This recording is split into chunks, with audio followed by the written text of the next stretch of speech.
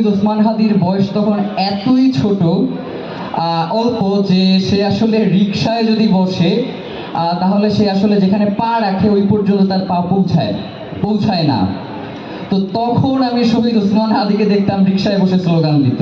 জীবন অবাক না করলে কে করবে? 28% মিল্ক ফ্যাটের অবাক করার সাথে ফ্রেশ মিল্ক পাউডার। জীবন অবাক করুক প্রতিদিন। বড় হওয়ার আদতে কোনো বয়স নাই। মানুষ আসলে বয়সের ওজনে বড় হয় না, তার কর্মের মধ্য দিয়ে বড় হয়।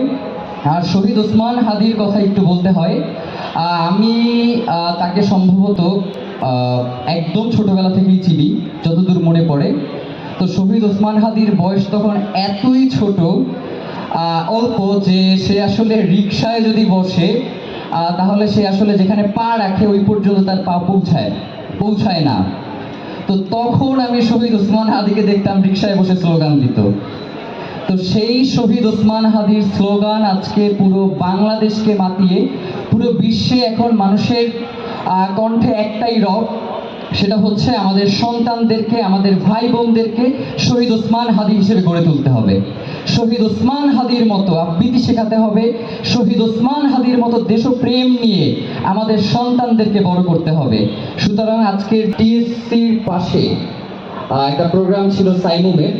তো সেখানে শহীদ ওসমান হাদি বক্তব্য রেখেছিলেন এবং সেখানে তিনি একটা কথা বলেছিলেন যে আমাদের ভাইয়েরা বা আমাদের বোনেরা যে প্রোগ্রামগুলো করে এইগুলোর দর্শকও তারা, আয়োজকও তারা এবং পার্টিসিপেট যারা করে তারাও ওই একই।